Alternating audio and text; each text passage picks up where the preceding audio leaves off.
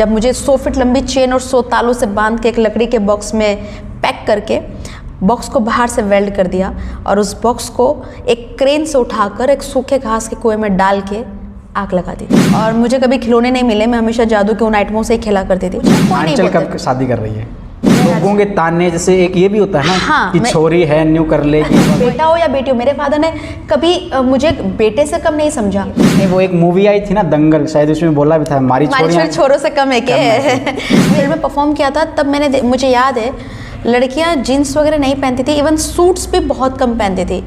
पढ़ाई की अगर बात करें तो 7वीं 8वीं बहुत हो गया, वो भी बहुत लकी होती थी जो 7वीं 8वीं पढ़ लेती थी। बिल्कुल, उतना भी पढ़ना अलाउ नहीं था कि लड़की हुई है उनका एक ही काम है शादी करना है, उसके घर के काम सिखा दो और शादी के बाद चूल्हा संभालना। जहाँ बिल्कुल। पर मैं एक चीज़ ज़रूर कहूँगी, मैं ये दावा बिल्कुल करती हूँ कि मेरे पास कोई चमत्कारिक शक्ति नहीं है। मुझे लगा था कि क्या लड़की को स्टेज पर नचा के तुम पेट भर रहे हो, तुम खुद कुछ नहीं कर सकते।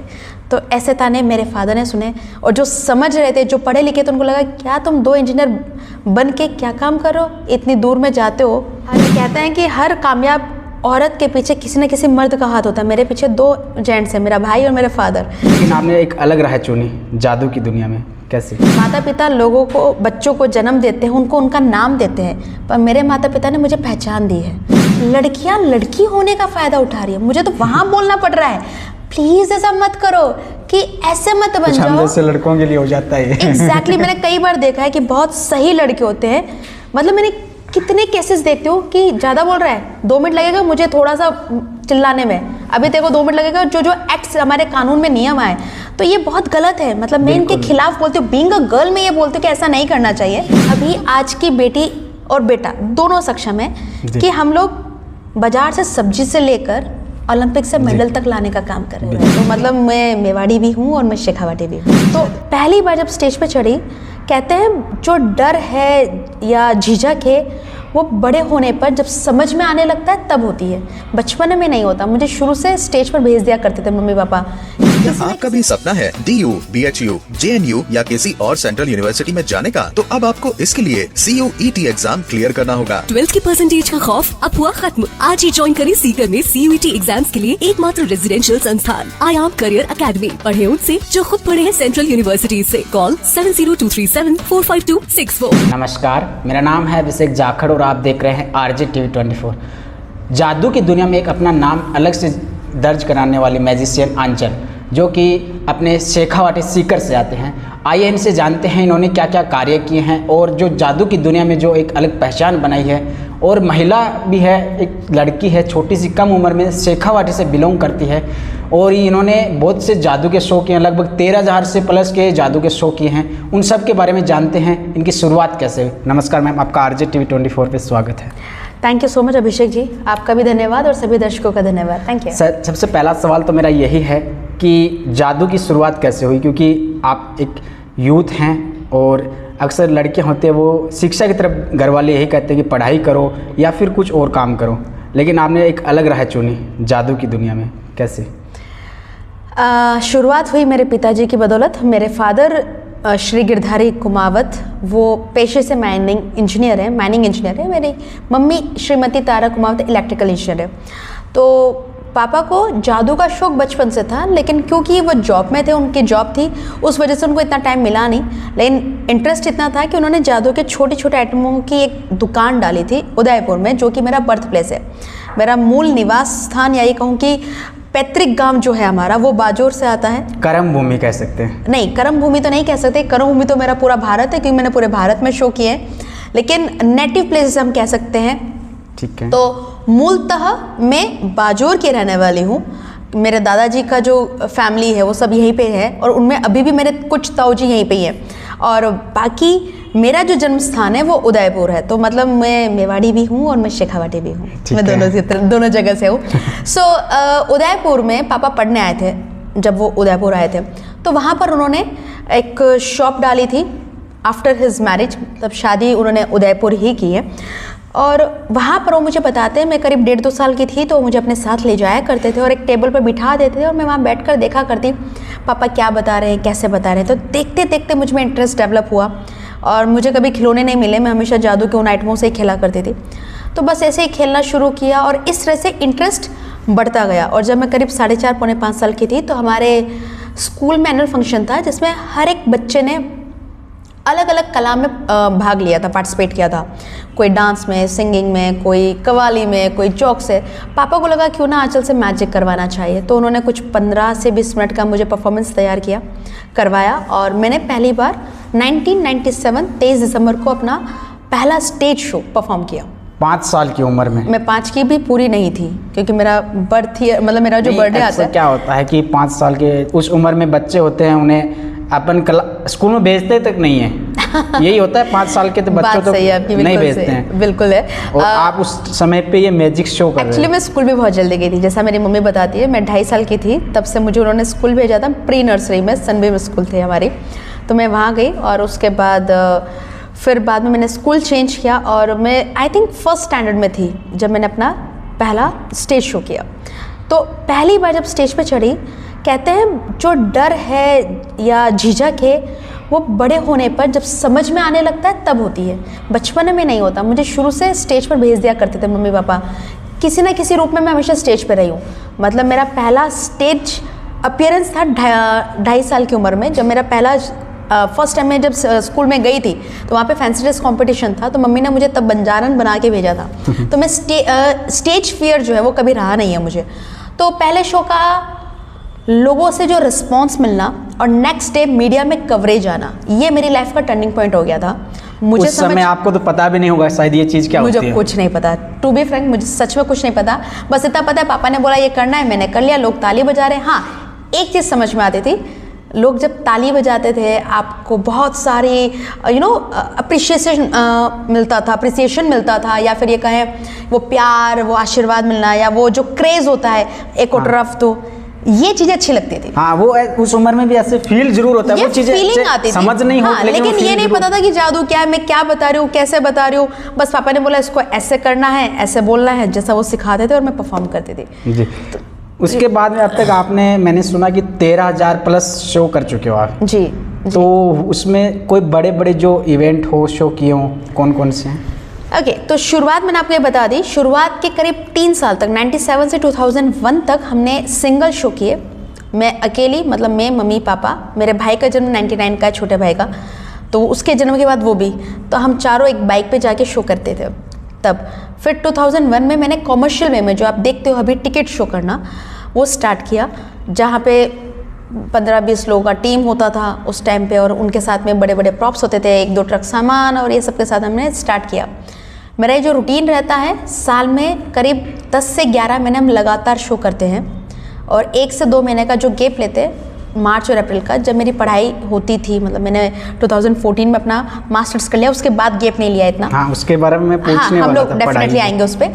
तो मेरा जो रूटीन रहता है कि 10 से 11 महीने हम लगातार शो करते हैं, दिन के 2 शो, 2 से 3 शो, कभी कभी 4 शो, तो एक अप्रॉक्सीमेट एवरेज पकड़ते तो साल के 600 से 700 शो होते हैं। और ये मैं 2001 से अभी तक लगातार कर रही हूँ, सिवाय कोविड पीरियड को छोड़ के। तो इस तरह से मेरे करीब 13,000 के शोज़ हुए हैं। अब रही बात बड़े बड़े शोज़ की, तो 3-4 चीज़ों का जिक्र करना चाहूँगी मैं। एक शो आया था सबसे पहले 2010 में, इंडियाज़ मैजिक स्टार करके, स्टार 1 चैनल पे। ये पहला और इकलौता टीवी शो था जो मैजिक के ऊपर बेस्ड था। तो इसमें हज़ारों ऑडिशंस के बाद जो लास्ट के टॉप 10 मैजिशियन छटे थे ऑल ओवर इंडिया, उनमें से एक में थी। 2011 में, जैसे हर साल कलर्स चैनल पे इंडियाज़ गॉट टैलेंट आता है, तो वो 2011 में सीज़न 3 था, जिसकी मैं क्वार्टर फाइनलिस्ट थी।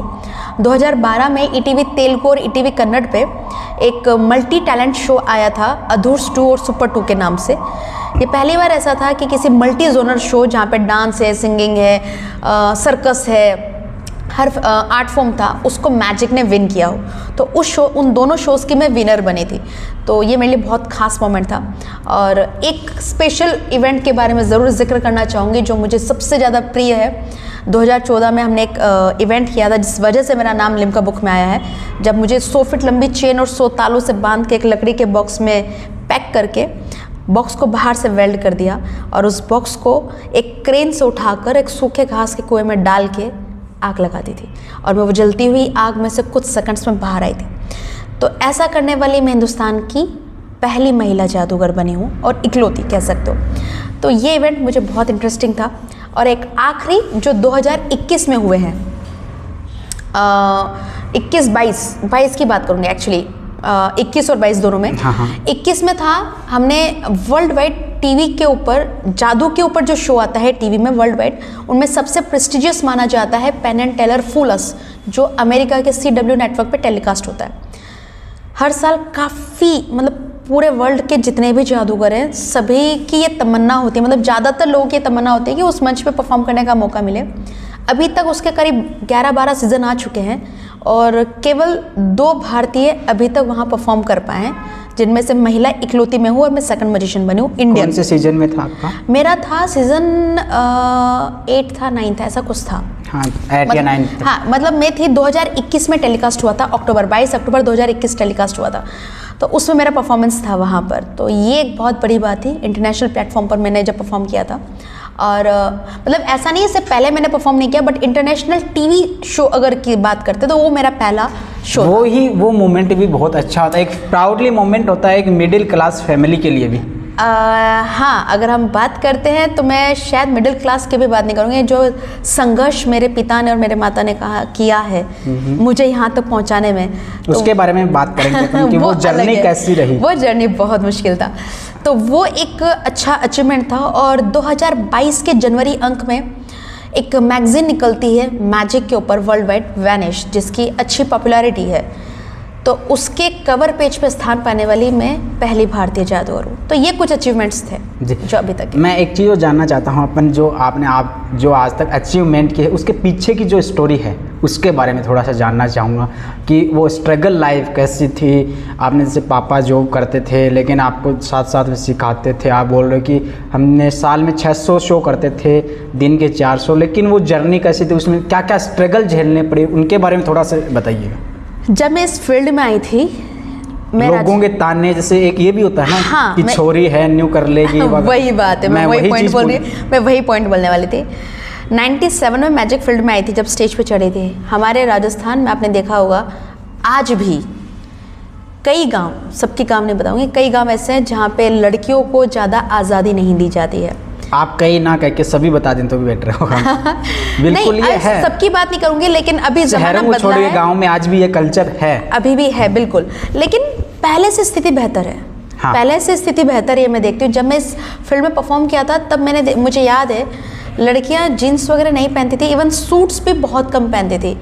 पढ़ाई की अगर बात करें तो 7वीं 8वीं बहुत हो गया, वो भी बहुत लकी होती थी जो 7वीं 8वीं पढ़ लेती थी। बिल्कुल, उतना भी पढ़ना अलाउ नहीं था कि लड़की हुई है उनका एक ही काम है, शादी करना है, उसके घर के काम सिखा दो और शादी के बाद चूल्हा संभालना। हाँ बिल्कुल, उनको चूल्हा चौका ही संभालना है, उनको यही मेंटालिटी थी। मेरे फादर इनमें से अलग है, उन्होंने कभी ऐसा नहीं सोचा। तो जब मैं शुरू में आई थी तो जो नहीं समझते उनको लगा था कि क्या लड़की को स्टेज पर नचा के तुम पेट भर रहे हो, तुम खुद कुछ नहीं कर सकते। तो ऐसे ताने मेरे फादर ने सुने, और जो समझ रहे थे, जो पढ़े लिखे, तो उनको लगा क्या तुम 2 इंजीनियर बन के क्या काम कर रहे हो, इतनी दूर में जाते हो। मतलब जब उन्होंने जॉब छोड़ा तो कभी क्योंकि हम जब लाइव शोज़ करते तो इतना आसान नहीं होता है, टीम को लेकर करते, कभी टीम में कोई प्रॉब्लम हो जाती है, कभी सारी चीज़ें फेस, गर्मी है, सर्दी है, बारिश है, पब्लिक आई नहीं आई, हमारे पास सोर्स ऑफ इनकम और कुछ नहीं। मैजिक मेरी पूरी फैमिली इनकम है। मतलब ऐसा नहीं, आप जैसे आप किसी की फैमिली देखते तो पापा का काम कुछ और होता है, बच्चों का काम कुछ और होता है। एक बड़े होने के बाद आज तक मेरी पूरी फैमिली का जो सोर्स ऑफ इनकम है वो सिर्फ जादू है, हमारी कोई दूसरी सोर्स ऑफ इनकम नहीं है। तो और magic it's a type of business, और हर बिजनेस में अप्स एंड डाउन्स चालू रहते हैं। तो बहुत बार ऐसा हुआ था कि इवन कई चीज़ों में अभी भी है कि फाइनेंशियल इश्यूज बहुत सारे रहते हैं, तो सारी जगह होती है, हर जगह प्रॉब्लम्स आती, तो ये सारी चीज़ें होती थी। कई बार ऐसा होता था कि कुछ फ़नी चीज़ें होती थी कि अब जब आप स्टाफ को लेके काम कर रहे हो, भाई आप स्टेज पर अचानक से स्टाफ का मूड बदल गया, नहीं करना है। अब ऐसा तो है नहीं ना कि उसकी जगह आप हाथों हाथ एट द सेम मोमेंट आप किसी और को ट्राई करवा लो, वो कर दो। यहाँ मेरा भाई काम आता है। मेरा जो भाई है, छोटा भाई गुरु, वो अकेला सबके बराबर होता है। मतलब जब वो काम करता है वो किसी भी जगह उसको फिट कर दो, लाइट साउंड पे, स्टेज पर, कर्टन पे, back stage, on stage, publicity, audience management, ऐसा कोई फील्ड नहीं है मैजिक का जहाँ पे वो काम नहीं कर सकता। He is super. ऐसा एक फैमिली मेंबर, जैसे कोई भी बिजनेस होता है उसमें एक फैमिली मेंबर का होना अहम रोल होता है। एग्जैक्टली, मैंने उसी पॉइंट पे बात किया था। बिजनेस तभी आगे सक्सेसफुल होता है, चाहे आप मैजिक से, यह भी बिजनेस है, हर तरह का बिजनेस, बिल्कुल बिल्कुल। और कई सारे मैजिशियंस तभी भी होता है क्योंकि जहाँ अपन ने जब भी बिजनेसमैन देखते हैं तो उनमें घर के मेंबर ज्यादा मिलते हैं। हम जब जादू की कम्युनिटी की बात करते हैं तो कोई भी मैजिशियन ये नहीं पूछता कि आंचल कैसी है या क्या कर रही है। सबके मुंह पे एक सवाल रहता है, गुरु क्या कर रहा है, मेरा छोटा भाई। क्योंकि सबको पता है कि असली जो खिलाड़ी है मेरे शो के पीछे, जो मेरी बैकबोन एग्जैक्टली, जिसकी बदौलत मैं खड़ी हूँ, नो डाउट मेरे फादर ने मुझे यहाँ तक बनाया कि माता पिता लोगों को, बच्चों को जन्म देते हैं, उनको उनका नाम देते हैं, पर मेरे माता पिता ने मुझे पहचान दी है। तो ये वाकई में बहुत बड़ी बात है, क्योंकि अगर मेरे पापा मुझे इस फील्ड में नहीं लाते तो शायद मैं जादूगर कभी बनती नहीं। ये बहुत बाद में समझ में आया मुझे कि मेरे लिए उनका ये बेस्ट डिसीजन था। तो उन्होंने मुझे यहाँ तक लेकर आया, लेकिन अब मैं जिसकी बदौलत खड़ी हूँ, या ये कह सकते हैं जिसके वो कहते हैं ना पिलर है, जो स्ट्रॉन्ग पिलर है, वो मेरा भाई है। तो वो सब यही पूछते हैं, कहते हैं कि हर कामयाब औरत के पीछे किसी न किसी मर्द का हाथ होता है। मेरे पीछे 2 जेंट्स हैं, मेरा भाई और मेरे फादर, जिनकी बदौलत आज मैं इतना सक्सेसफुल शोज़ कर रही हूँ। तो ये मेरी जर्नी रही है कि कई सारे स्ट्रगल्स थे कई बार, लेकिन आने भी सुनने मिले होंगे। टू बी फ्रैंक, मुझे किसी ने नहीं बोला, पापा ने मेरे बस जो कुछ वो कहते हैं ना कि मेरे फादर ने हमेशा वो छत का काम किया मुझ तक आज भी। मतलब इवन कई बार अभी फैमिली मेम्बर्स में, अभी आई एम टर्निंग 30 फरवरी में, तो यू नो फैमिली में चिंता होती है कि शादी नहीं कर रहे हो, कब तक ये मैजिक शोज करेगी, लाइफ ऐसे जा रही है। तो आज भी वो चीज़ें सुनने को मिलती है, लेकिन वो मुझे कोई नहीं बोलता। कब शादी कर रही है? हमारा विषय भटक जाएगा। पॉइंट हमारा ये चल रहा था कि तानों की बात आ रही, तो आज भी होता है। बट मेरे फादर इतने स्ट्रांग है कि मुझ तक कभी कुछ नहीं आने देते, कभी कोई बात नहीं आने दी, हर चीज़ उन्होंने सपोर्ट किया। तो I am really blessed to have such an amazing family. मतलब ये बहुत कम होता है। एंड इवन जो लोग मुझे देख रहे हैं, उनसे ये कहना चाहूँगी, प्लीज़ जो भी माता पिता देख रहे हैं, देखिए बच्चों में, ये मैं मोमेंट ये बताने वाला कि ये चीज़ आप क्या संदेश दोगे?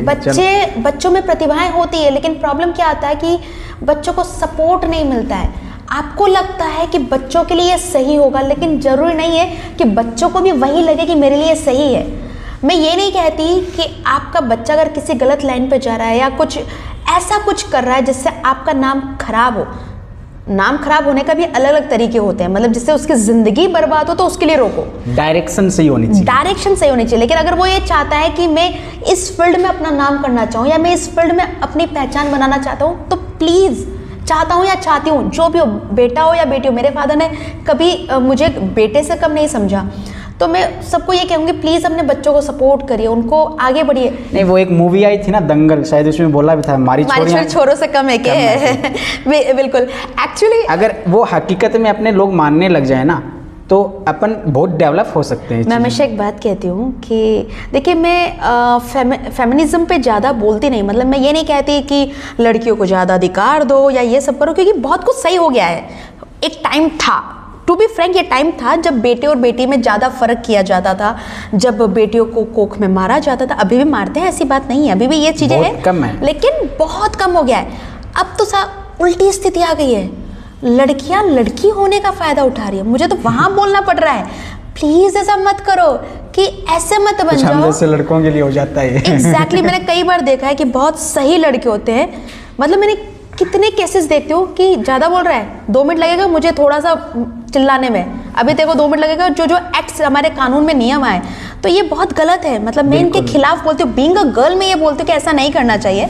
तो मैं ये बात नहीं करती, लेकिन हाँ, ये बात ज़रूर है कि अभी आज की बेटी और बेटा दोनों सक्षम है कि हम लोग बाजार से सब्जी से लेकर ओलंपिक से मेडल तक लाने का काम कर रहे हैं। बेटा भी और बेटी भी। अपन थोड़ा सा वो डायरेक्शन में चले गए थे, अभी थोड़ा सा आपकी जादू की तरफ आ जाते हैं। जी जी बिल्कुल। जैसे आपने जादू के अंदर जो शो करते हो, उनमें कौन कौन से शो होते हैं जो जनता को ज़्यादा पसंद आते हैं?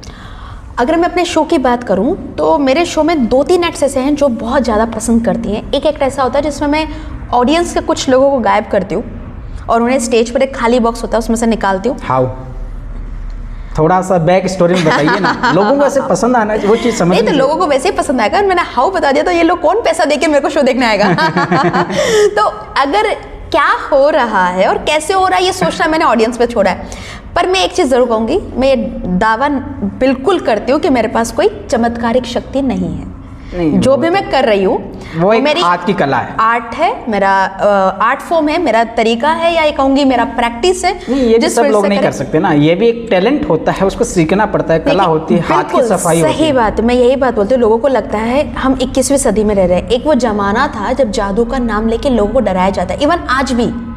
पर पता है क्या, उसमें जादू का नाम नहीं लेते, लोगों की आस्था के साथ खेला जाता है। मैं कई बार देखती हूँ कि बहुत सारे ऐसे बाबा टाइप के लोग हैं, हाँ, जो उनके पास भी जादू की ट्रिक ही करते हैं, लेकिन क्योंकि उन्होंने उसका नाम आध्यात्मिक रूप में दे दिया तो वो लोगों की आस्था के साथ और मिसयूज करते हैं उसको। एग्जैक्टली, मैं वो नहीं करती।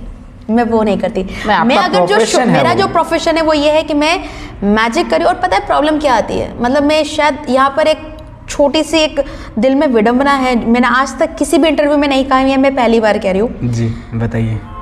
उन लोगों के लिए लोग आस्था से उनको अपने सर आंखों पे बिठाते हैं, और जब हम मैजिक करते सेम चीज, तो जादूगरों के लिए बोला जाता है कि जादूगर उल्लू बनाते हैं। ये एक विडंबना है, इसको बदलना है आप और हम लोगों को। एग्जैक्टली, क्योंकि ये हमारी कला है। देखो, हम किसी को उल्लू बनाने के लिए नहीं आए, हम आपको एंटरटेन करना है। हमारा मकसद ये है कि आपका मनोरंजन हो, एक प्योर एंटरटेनमेंट, या प्योर से ज़्यादा मैं ये कहूँगी एक साफ सुथरा मनोरंजन, जो आप अपने पूरे परिवार के साथ देख सको और आप हंस सको, खुश हो सको, ताजुब कर सको, चकित हो सको, कभी इमोशनल हो सको। ये सारे इमोशंस हम देते हैं। तो हमारा मकसद ये है कि हम आपको लाइव एंटरटेनमेंट दें। मूवीज़ अलग हो गई, हम लाइव एंटरटेनमेंट दे रहे हैं जब हमारे पास no recap, no cut, no retake, कुछ नहीं है। हम जो भी कर रहे हैं एक बार में करते हैं। चैलेंजिंग लाइफ है। तो ये जो सोच है ना, मैं डेफिनेटली चाहती हूँ कि जो भी लोग ये सोचते हैं, क्योंकि कोई जादू कैसे हो रहा है यही जानने से आप जादूगर नहीं बन जाते। नहीं, सारे देख लो फिर भी नहीं कर पाएंगे। बिल्कुल, उसका एक प्रेजेंटेशन, उसका शोमैनशिप, उसके लिए मेहनत लगती है, प्रैक्टिस होती है ना, वो लोग वो समझ नहीं पाते। सालों लगते हैं एक छोटी सी चीज को करनी पड़ती है। हाँ बिल्कुल, ये भी एक तपस्या है।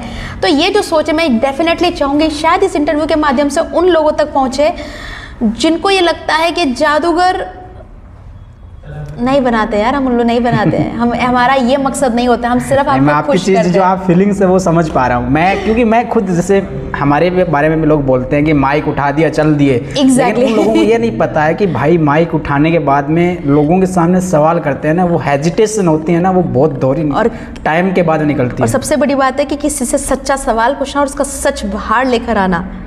मैं समझ सकती हूँ, इतना आसान काम नहीं होता है आप लोगों का काम, क्योंकि कई बार आपके कई इंटरव्यूज ऐसे होते हैं जिसमें लोग अच्छे भी होते हैं, कई बार आपको उसका एडवर्स इफेक्ट भी झेलना पड़ता है, सारी चीज़ें फेस करनी, बहुत सारी चीज़ें फेस करनी पड़ती है। तो यही है कि लोगों की सोच थोड़ी सी मैं चाहती हूँ कि, लेकिन अपन जैसे यूथ को बदलना पड़ेगा वो चीज़ों को, और मुझे लगता है शायद बदलेगा। जैसे आप जैसे लोग हैं ना, अच्छे लोग हैं, तो वो लोगों की आवाज़ वहाँ तक जाएगी तो डेफिनेटली बदलाव आएगा ऊपर वाले। अभी एक चीज़ और जानना चाहता हूँ मैं, जैसे अभी तक आपने इतने शो कर दिए, आगे आंचल का विजन क्या हो? मेरा विज़न, देखिए मैं विज़न पर आज तक हर बार बात कर चुकी हूँ, लेकिन अब मुझे लगता है कि बातें बहुत बार कर लिया, मुझे करके दिखाना है। इच्छा की बात करूँ, इच्छा बोलूँगी, अभी विज़न नहीं बोलूँगी इसको, क्योंकि उससे पहले कुछ स्टेप्स हैं जो मुझे क्रॉस करने। इच्छा के अंदर तो कुछ चीज़ें सेक्रीफाई भी करनी पड़ जाती है। नहीं, मैंने आज तक कुछ सेक्रीफाइस नहीं किया, टू बी फ्रैंक। मतलब अगर मैंने स्कूल लाइफ को भी सेक्रीफाइस नहीं किया, क्योंकि मैंने स्कूल लाइफ में भले 2 महीने के लिए जी है, उसके बारे में बात करेंगे, लेकिन मैंने जी है। तो मैं कह रही हूँ मैंने आज तक कुछ सेक्रीफाइस नहीं किया है, ऐसा कुछ नहीं है। मेरे फादर ने कभी मुझे ऐसा नहीं कहा, ऐसा नहीं रखा है कि आप सेलिब्रिटी हो तो आप लोगों से नहीं मिल सकती, आप खेल नहीं सकते, आप रोड पर नहीं जा सकते। मुझे आज भी आप रोडों पर मार्केटिंग करते हुए पाएंगे। मतलब मेरे को सेक्रीफाइस नहीं है ऐसा कुछ भी लाइफ में। इच्छा ये है कि मैं चाहती हूँ जादू कैसे होता है, जिस तरह से इंटरनेट पे अवेलेबल है, उसके साथ में जादू कैसे किया जाता है, उसके पीछे जो प्रेजेंटेशन है, उन सबको लेकर एक प्रॉपर क्लास, या ये कहूँ एक स्कूल, या आई डोंट नो इसको क्या नाम दूँ, एक इंस्टीट्यूट अच्छा सा वो चालू करूँ। मैं इस पे पूछने वाला था कि अगर आंचल से कोई जादू सीखना चाहिए तो कैसे सीखे, इसमें आपने बता ही दिया। फिलहाल मेरे पास इस वक्त मैं इस पे काम नहीं कर रही हूँ, मतलब ये मेरा सिर्फ विज़न है, सोच है। कब होगा, किस वक्त शुरू करूँ होंगे, ये मैं नहीं कह सकती, क्योंकि इससे पहले कुछ और सपने भी हैं। ये मेरा लॉन्ग टर्म ड्रीम है, मुझे आगे जाके, और वो अगर वो होता है तो मैं उसको एक अच्छे लेवल पे करना चाहूँगी, बड़े लेवल पे। वो मेरी शुभकामनाएं हैं हमारी। Thank you. अच्छा, एक चीज़ बताइए, जैसे आपने स्कूल लाइफ की अपन ने बात कर रहे थे, बीच में अपने दूसरे क्वेश्चन पे आ गए, तो उसको कैसे मैनेज करती है? आंचल से आप बचपन से जादू करते आ रहे हो, साथ में पढ़ाई भी की, आपने मास्टर्स कर ली है साइकोलॉजी में। जी जी। साइकोलॉजी एक ऐसा सब्जेक्ट है जो कि हर किसी के बस की बात नहीं। लोगों को ऐसे साइकोलॉजी वाला स्टूडेंट या टीचर्स होता है, वो बैठे बैठे बताता है इसके बारे में क्या सोच रहा है। आप बैठे बता सकते हो मैं क्या सोच रहा हूँ, वो उसके लिए गहन स्टडी करनी पड़ती है। तो ये कैसे मैनेज? मैंने आप मैनेजमेंट की अगर हम बात करें, मैंने जब जैसा मैंने कहा था 97 में अपना पहला शो किया, 2001 से बड़ा शो किया, मैं 4th स्टैंडर्ड में थी। तब मैंने स्टार्ट किया था 4th से लेके मेरा पूरा मास्टर्स, मैंने किसी भी साल पूरे साल भर पढ़ाई नहीं की। साल में करीब 1 से 2 महीना मैं आती थी, घर पे जाती, तब मेरा मैजिक शो एक भी नहीं होता था। मार्च अप्रैल या अप्रैल फरवरी मार्च डिपेंड करता है एग्जाम के टाइम पे, और उन्हीं 2 महीने में मैंने पढ़ाई की है। मैं पूरे साल भर के एग्जाम्स नहीं देती थी, ऑब्वियस सी बात है, मैंने हर बार एनुअल एग्जाम्स ही दिए हैं, जो वार्षिक परीक्षा होती थी। थोड़ा स्कूल ने मुझे सपोर्ट किया क्योंकि मैं एक ब्रिलियंट चाइल्ड रही थी, मेरे नंबर्स जो थे अपने आप दिख जाते, नंबर्स जो थे वो हमेशा अच्छे आते थे, तो वो थोड़ा स्कूल सपोर्ट करता। प्राइवेट स्टडी किए, मेरा जो कॉलेज हुआ है वो सारा मैंने प्राइवेट किया। अब बात आती है, टॉप किया मैंने सुना है। हाँ जी हाँ, मेरे मास्टर्स में मैंने टॉप किया है। सुखाड़िया यूनिवर्सिटी? सुखाड़िया यूनिवर्सिटी से मेरा हुआ है, मतलब मेरा जो कॉलेज था वो BNPG गर्ल्स कॉलेज, जो मोहनलाल सुखाड़िया यूनिवर्सिटी के अंदर आता है। एग्जैक्टली उसके अंदर आता है। तो एक चीज़ मैं बताना चाहूँगी, हमेशा अच्छे नंबर्स के लिए मुझे नहीं लगता कि आपको बहुत ज़्यादा पढ़ना पड़ता है। मतलब मैं नहीं कह रही पढ़ना नहीं पड़ता, पढ़ना पड़ता है, पर क्वांटिटी की जगह क्वालिटी स्टडी अगर होती है तो उसका मज़ा आता है, आपका नंबर्स अच्छे आते हैं। मैं अभी का जो टाइम देख रही हूँ, मैं जिस तरह से माहौल देख रही हूँ, पढ़ाई को छोटे बच्चे से ही प्रेशर बना दिया, स्ट्रेस बना दिया। सीकर में बैठे हैं। एग्जैक्टली, इसीलिए मैं बोल रही हूँ कि स्ट्रेस बहुत आ गया है। लोग दबाव में पढ़ रहे हैं, लोग ग्रो करने के लिए नहीं पढ़ रहे हैं, इसलिए नहीं पढ़ रहे हैं कि यार इससे मैं कुछ नया सीखूंगा। मुझे इस बात पे बात आ गई 3 Idiots मूवी की, जब आपने देखा होगा। एग्जैक्टली, एक प्रेशर, एक टेंशन है, यार मुझे ये करना है तब जाके मुझे जॉब मिलेगी, जॉब के बाद ये होगा, ये होगा। ये प्लान्ड है, ये नहीं कि यार आज क्या सीख रहे हैं, हमारी नॉलेज कैसे बढ़ रही है, उसके लिए स्टडी नहीं हो रही है। तो पर्सनली यहाँ पर मैं ये कहना चाहूँगी कि मैंने जो स्टडी की है नॉलेज बढ़ाने, मतलब मैं ये नहीं कहूँगी कि मेरी नॉलेज उतनी ज़्यादा या उसके लिए स्टडी की है, बट हाँ मेरे पढ़ाई करने का तरीका ये होता था, मैंने कुछ स्टडी टेक्निक्स यूज़ की है जो मैंने सीखा है। माइंड पावर की मैं क्लासेस लेती भी हूँ, सीकर में भी लेने वाली हूँ स्टूडेंट्स के लिए स्पेशली, कि आप कम समय में कैसे ज़्यादा पढ़ें। कुछ टेक्निक्स होती हैं, कुछ नहीं कहूँगी, बहुत बड़ा रोल होता है मेडिटेशन का। आंचल की टेक्निक क्या है वो थोड़ा सा हमारे दर्शकों को बताएंगे? देखिए, टेक्निक्स मतलब ये हो गया कि जैसे बहुत सारे अलग अलग तरह की टेक्निक्स होती है जिनके थ्रू अगर आप कुछ पढ़ते हैं, जैसे एक होती है निमोनिक्स नाम की टेक्निक, जिसमें हम लोग ये बोलते हैं कि कोई भी चीज़ को एक्चुअल वे से नहीं करके उसका कुछ फॉर्म बदल के याद करो। एग्जाम्पल जैसे विबज्योर एक तरीका है, मतलब ये निमोनिक्स में नहीं आता है, लेकिन मैं आपको एक उदाहरण समझाती हूँ, उदाहरण से कि एक टेक्निक का एग्जाम्पल मैं दे रही हूँ। विबज्योर हम सबको पता है कि violet, indigo, blue, green, yellow, orange, red, ये रेनबो के 7 कलर्स का नाम है, शॉर्ट फॉर्म। अगर हम ऐसे याद करेंगे तो मुश्किल होगा, लेकिन हमने क्या किया, हर एक कलर का पहला अक्षर लेके एक नया शब्द बना दिया, और जो शब्द है वो कुछ यूनिक बना है जिसे आप भूल नहीं पाते हो। तो ये एक उदाहरण दिया है, लेकिन ये आप अपनी पढ़ाई में जो भी आप पढ़ रहे हो, जो भी पॉइंट्स आप पढ़ रहे हो, आप वहाँ पे इस्तेमाल कर सकते हो। कि आपको कोई पॉइंट वाइज, आपको सीक्वेंस में अगर कोई चीज़ याद करनी है सीक्वेंस में, और आपको वो पॉइंट्स याद नहीं हो रहे हैं, तो पहले अक्षर है हर एक पॉइंट का, उसको लेके एक नया शब्द बना दो। हिंदी में भी बनता है, इंग्लिश में भी बनता है। हिंदी में जैसे विबज्योर का बनता है बेनियाह पिनाला, ये वो हिंदी का वर्ड है। तो आपका ये एक तरीका होता है जिससे आप, जब आपको वो याद होता है तो सारे पॉइंट सीक्वेंस में ऑटोमेटिकली याद आते हैं। ऐसे कई सारी टेक्निक्स हैं जिनका मैंने इस्तेमाल किया है, और टेक्निक से ज़्यादा सच कहूँ तो मुझे सबसे ज़्यादा सपोर्ट किया मेडिटेशन। मैं इसको बहुत मेडिटेशन का अहम रोल होता है अपनी लाइफ में। अगर जो पर्सन मेडिटेशन करता है उसको एक तो स्ट्रेस नहीं होगा, डिप्रेशन नहीं होगा। मैंने कुछ टाइम ये फील किया है रियल में, मुझे नहीं पता होता या नहीं। अरे बिल्कुल बिल्कुल, बहुत बड़ा फ्रोल कंटिन्यूटी नहीं बन पाती है इसकी, क्योंकि हमारा काम लाइफस्टाइल हमारी ऐसी है कि हम नहीं कर पाते। रात को 2-2 बजे सोते हैं, सुबह 11 बजे उठते हैं, तो वो कंटिन्यूटी, तो उसके लिए भी तरीका है। मेरी क्लास में काम आना, ही मैं ऐसा बताऊंगी। होता है हमारा। कोई बात नहीं, आप अपनी रेगुलर लाइफ, आपको क्या लगता है मेडिटेशन के लिए आपको सिर्फ अकेले बैठ के मेडिटेशन कर सकते हो? कभी भी कहीं भी कर आप सकते हो। कभी भी कहीं पे भी किसी भी माहौल में कर सकते हो, बस आपको पता हो कि करना कैसे। तो मैं ये सारे पॉइंट्स के ऊपर करीब 3-3.5 घंटे की क्लास में लेती हूँ, जो मेरे शोज़ में सप्ताह में 1 दिन की ये क्लास होती है, जब मैं बच्चों को सिखाती हूँ। और मैं डेफिनेटली बोलती हूँ बच्चों से ज़्यादा बड़ों के लिए काम की होती है, बिकॉज बच्चों में तो सिर्फ पढ़ाई का प्रेशर है। मेरी क्लास का मोटिव ये रहता है कि खुश रहते हुए ज़िंदगी कैसे जियो, ये बहुत ज़रूरी है। हमारे ऊपर जो टेंशन, स्ट्रेस, जो भागा दौड़ी की ज़िंदगी में हम भूल से गए हैं कि प्रेजेंट मोमेंट को जीना भूल गए हैं। बिल्कुल। तो ये एक बहुत बड़ा कह सकते हैं ना अपन कि इंडियन कल्चर को अपना कि वेस्टर्न कल्चर अपना रहे हैं। बहुत सही बात बोली। और इंडियन- वेस्टर्न वाले लोग अपने हिंदुस्तानी कल्चर को बिल्कुल। अपना रहे हैं। अगर अपन इंडियन कल्चर को अपनाएंगे ना, तो अपनी जो हेल्दी लाइफ स्टाइल होगी वो कुछ अलग होगी। बिल्कुल सही बात है, बिल्कुल सही बात है। तो ये सारी बातें हैं जिन्होंने मुझे स्टडी के टाइम पे बहुत हेल्प किया है। जी तो अंजल, आखिरी सवाल, कोई लोग अगर आपसे मिलना चाहें या आपका शो देखना चाहें, कहाँ क्या चल रहा है, तो कैसे कर सकते हैं ज्वाइन? देखिए, अगर मेरा शो के बारे में अपडेट्स, मेरे सारे जो भी सोशल मीडिया प्लेटफॉर्म्स हैं, पहले इतना एक्टिव नहीं थे, लेकिन मैं कोशिश करूँ कि धीरे धीरे ये एक्टिव हो। डिजिटलाइजेशन हो गया है, तो बिल्कुल, धीरे-धीरे हो। तो धीरे धीरे हो, तो वहाँ पर आपको सारी इन्फॉर्मेशन अवेलेबल है कि कौन सा शो कब है, कहाँ है, किस टाइमिंग पे है, क्या रेट्स है, सब कुछ वहाँ पे है। वहाँ पे आप डायरेक्ट मैसेज के थ्रू भी बात कर सकते हैं, सारी चीज़ें आपको उसके रिप्लाईज मिल जाएंगे। अब बात आती है मेरे शो को ज्वाइन करना चाहें, मेरे साथ में काम करना चाहें, तो उसके लिए आप शो में जो इंक्वायरी नंबर्स हैं वहाँ पे हर जगह हैं, जो आपके पेज पे इजीली अवेलेबल होंगे। पेज पे भी हैं, होर्डिंग्स पर भी हैं, चाहो तो मैं यहाँ पे भी बोल सकती हूँ।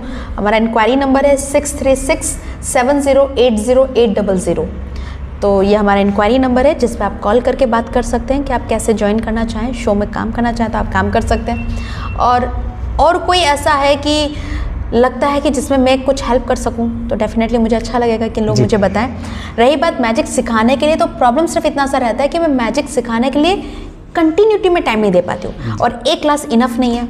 एक क्लास में सिर्फ ये बता सकती हूँ कि कौन सा शो कैसे है। जो पर्सनल और प्रोफेशनल लाइफ है वो भी इतनी बिजी है सबकी आज की टाइम पे। थोड़ा सा बस वही है, तो मतलब हर बार नहीं, लेकिन अभी शो लाइन में रहते हैं ना, तो रेगुलर भी यहाँ पे जैसे सीकर में हम लोग प्लान करेंगे कुछ और भी एक्स्ट्रा एक्टिविटीज़ होगी, तो दिन के 2 शो 3 शो जब रहते हैं तो आपको इतना वक्त नहीं मिल पाता है कि ये सब मैनेज कर पाओ, तो इसलिए।